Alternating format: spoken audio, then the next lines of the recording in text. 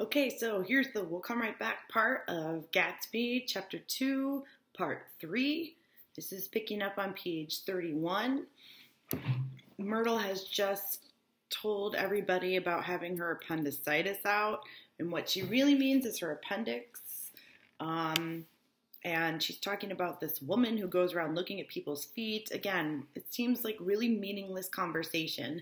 The whole point here is that they're trying to act how they think rich people act, but in the process, they're ending up looking like a bunch of uneducated, unsophisticated people. And Nick notices this.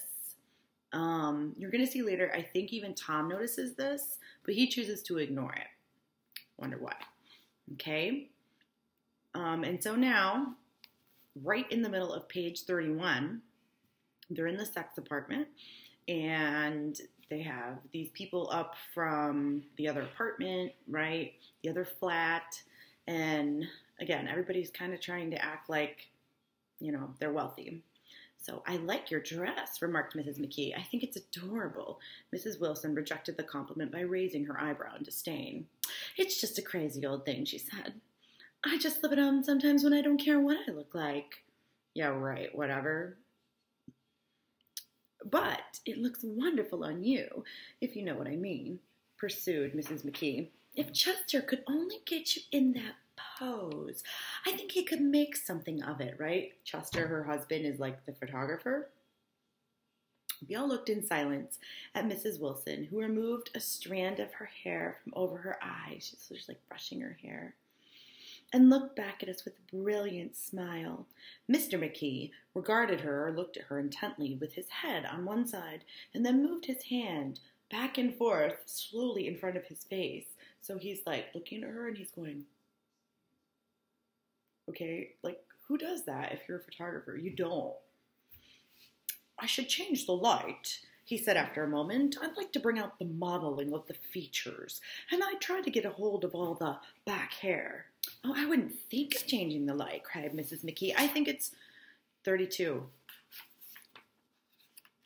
Her husband said, shh, and we all looked at the subject again, whereupon Tom Buchanan yawned audibly, remember he's bored, and got to his feet. You McKees, have something to drink, he said. Get some more ice and mineral water, Myrtle, before everybody goes to sleep.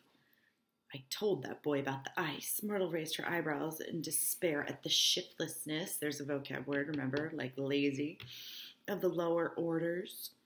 These people, you have to keep after them all the time.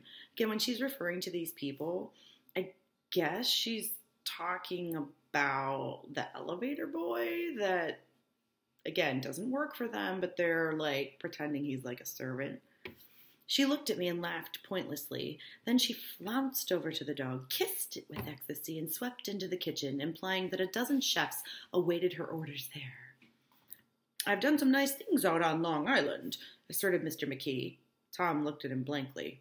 2 of them we have framed downstairs. 2 what? Demanded Tom. 2 studies. One of them I call Montauk Point, the Gulls, and the other I call Montauk Point, the Sea. Again, he's trying to act like he's like some real artistic photographer, when really he's taken a bunch of pictures of birds and of the sea. Again, common things anybody could have taken pictures of. They're not studies. They're just random crap he's taking pictures of. The sister Catherine sat down beside me on the couch. Do you live down on Long Island, too? She inquired. I live at West Egg. Really? I was down there at a party about a month ago, and a man named Gatsby's. Do you know him? I live next door to him. Well, they say he's a nephew or a cousin of Kaiser Wilhelm's. Just so you know, Kaiser Wilhelm was one of the main guys in charge of Nazi Germany during the war, okay? That's where all his money comes from. Really, Nick says. She nodded. I'm scared of him. I'd hate to have him get anything on me. Top of page 33. This absorbing information about my neighbor was interrupted by Mrs. McKee's pointing suddenly at Catherine. Oh, Chester, I think you could do something with her, she broke out. But Mr. McKee only nodded in a bored way and turned his attention to Tom. I'd like to do more work on Long Island if I could get the entry. All I ask is that they should give me a start. Ask Myrtle, said Tom, breaking into a short shout of laughter as Mrs. Wilson entered with the tray. She'll give you a letter of introduction, won't you, Myrtle? Do what? She asked, startled. You'll give McKee a letter of introduction to your husband so he can do some studies of him. His lips moved silently for a moment as he invented George B. Wilson at the gasoline pump, or something like that. Catherine leaned close to me and whispered in my ear, Neither of them can stand the person they're married to. Can't they? Can't stand him. She looked at Myrtle and then at Tom. What I say is, why go on living with them if they can't stand him? If I was them, I'd get a divorce and get married to each other right away. But doesn't she like Wilson either?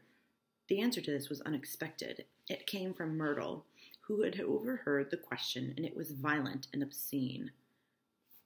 Those are two words there describing Myrtle and her reaction that probably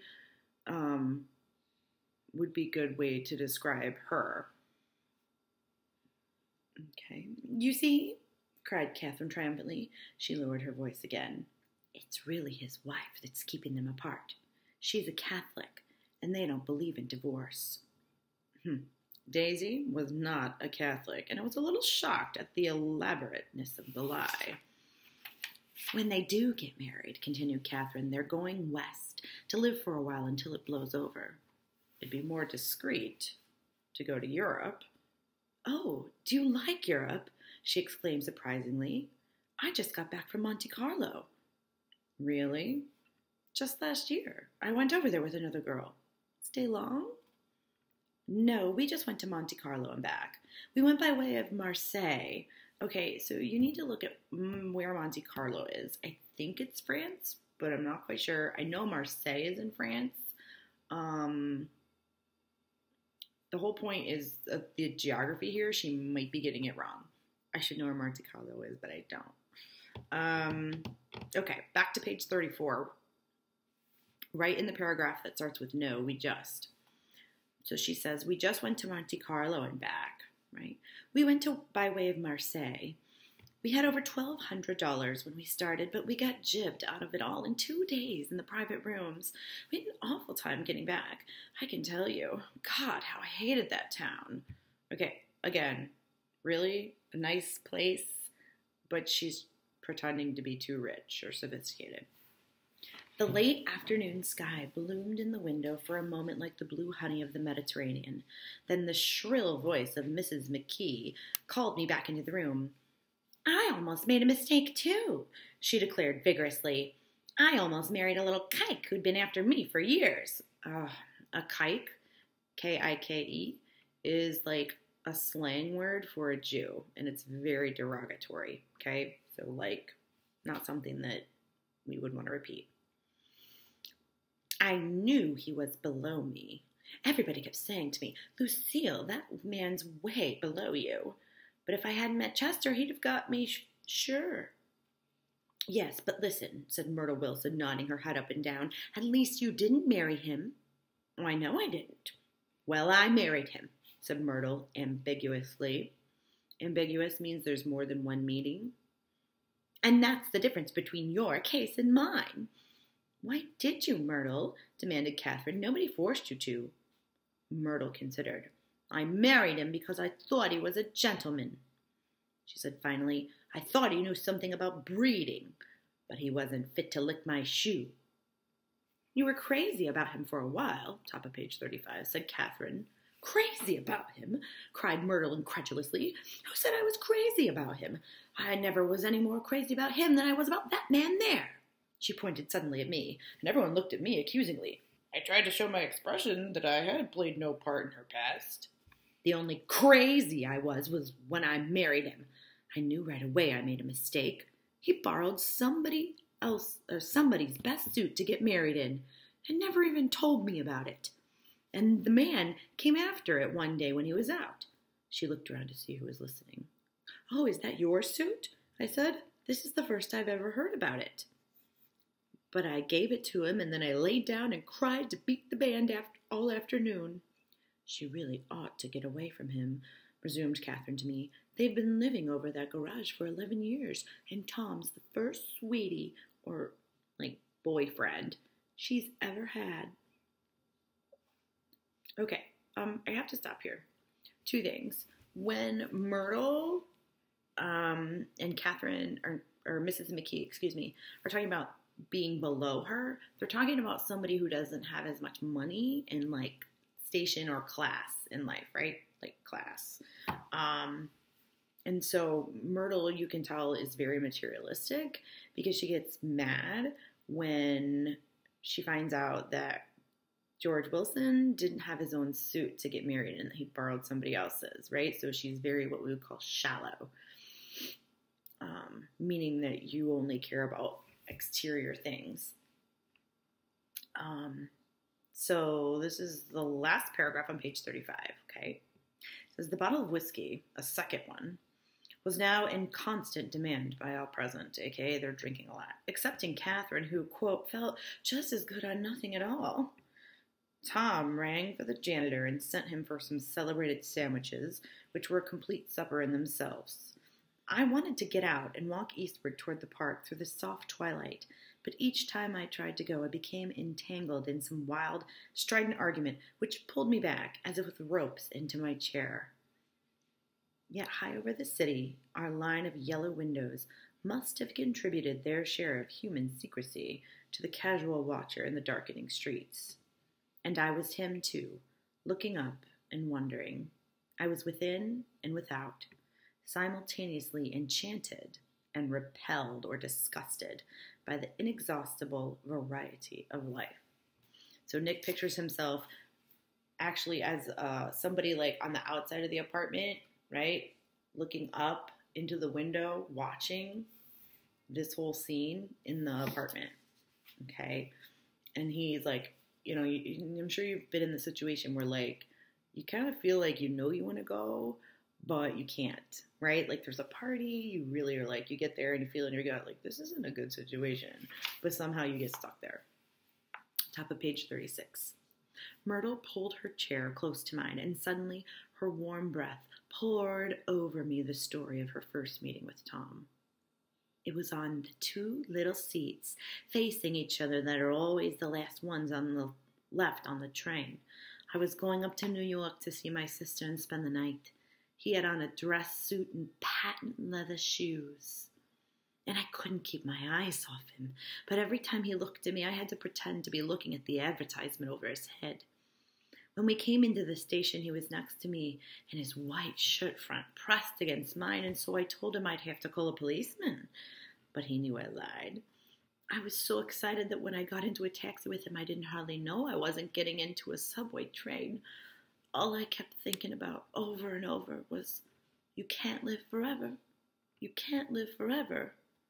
She turned to Mrs. McKee, and the room rang full of her artificial laughter. My dear, she cried, I'm going to give you this dress as soon as I'm through with it. I've got to get another one tomorrow, and I'm going to make a list of all the things I've got to get. A massage and a wave. A finger wave is that thing that they would do with their hair. And a collar for the dog, and one of those cute little ashtrays where you touch a spring, and a little wreath with a black silk bow from Mother's grave that'll last all summer. I gotta write down a list so I won't forget all the things I got to do. It was 9 o'clock. Almost immediately afterward, I looked at my watch and found it was 10. Mr. McKee was asleep on a chair with his fists clenched in his lap, like a photograph of a man of action. Taking out my handkerchief, okay, and a handkerchief is like, because I know a lot of you may not know, old school, before they had Kleenex, people would keep, like, this real thin square of fabric, like, in their pocket or their purse or whatever, to use for whatever you needed, okay? So he says, taking out my handkerchief, I wiped from his cheek the remnants of the spot of dried lather, the shaving cream, that had worried me all afternoon. Last line on page 36. The little dog was sitting on the table, looking with blind eyes through the smoke, and from time to time groaning faintly. Poor doggy. People disappeared, reappeared, made plans to go somewhere, and then lost each other, searched for each other, found each other a few feet away. Chaos. Sometime toward midnight, Tom Buchanan and Mrs. Wilson stood face to face.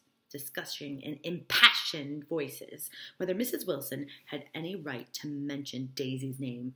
"Daisy, Daisy, Daisy," shouted Mrs. Wilson. "I'll say it whenever I want to. Daisy, Daisy." Making a short, deft movement, Tom Buchanan broke her nose with his open hand. Okay. There were bloody towels upon the bathroom floor and women's voices scolding, and high over the confusion, a long broken wail of pain. Mr. McKee awoke from his doze and started in a daze toward the door. When he had gone halfway, he turned around and stared at the scene, his wife and Catherine scolding and consoling as they stumbled here and there among the crowded furniture with articles of aid, and the despairing figure on the couch bleeding fluently and trying to spread a copy of Town Tattle over the tapestry scenes of Versailles, right? So she's putting the magazine out so she doesn't get blood everywhere. Then Mr. McKee turned and continued on out the door. Taking my hat from the chandelier, I followed. "Come to lunch some day," he suggested as we groaned down in the elevator. "Where?" "Anywhere." "Keep your hands off the lever," snapped the elevator boy. "I beg your pardon," said Mr. McKee with dignity. "I didn't know I was touching it." "All right," I agreed. "I'd be glad to." Page 38. And now we've got a ... so we're kind of shifting scenes here, and this is where Nick is implying that he doesn't really remember how he got from the elevator to here, okay? Again, he's pretty wasted. "I was standing beside his bed, and he was sitting up between the sheets, clad in his underwear, with a great portfolio in his hands." This is all of his pictures, okay? Portfolio. "Beauty and the Beast, Loneliness, Old Grocery Horse, Brooklyn Bridge." Then I was lying half asleep in the cold lower level of the Pennsylvania station, staring at the Morning Tribune, the newspaper, and waiting for the 4 o'clock train, 4 a.m. So 2 things here. When Tom hits Myrtle, okay, if you go back a page, it doesn't say that he like smacks her like this, okay? It says he broke her nose with his open hand. So he takes his hand, okay, and he shoves it like that, okay, open-handed. So he goes like this. That's how he breaks her nose. They're fighting face to face, right? And bam, like that. And I'm not sure if you know this, but when somebody gets hit in the nose like that, it can actually kill you because your bone right here can actually go up into your brain, okay? So you need to think about what that implies about Tom and how violent he is. And what he thinks really and truly thinks of Myrtle, right? She's a poor, what we would call disposable kind of plaything, right?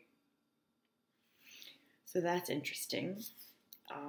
And then again, I would also, there's another image in here on the page 36 and 37, talking about the poor little dog. Okay, the very bottom of 36 says, "The little dog was sitting on the table, looking with blind eyes through the smoke, and from time to time groaning faintly." So there's this image of this dog, and then the like dog tree, the dog bone, like, or biscuit anyways, like floating around all mushy and nasty in this bowl of milk. Like all of this, these people buy this dog. They're very, very what we would call irresponsible and careless. She buys it because, oh, she wants it. She thinks it's cute. Not thinking about, hello, you have a living thing here. You don't even live at this place, right? Who's going to take care of this? I want to get a dog for the apartment. Like, it just shows how careless people are. And alcohol also is huge and a prominent thing in here. So one more thing about the 1920s, okay? So don't forget, you were supposed to annotate for images in this. There's a lot of them. And then in a second here, I will start chapter 3 for you. Adios.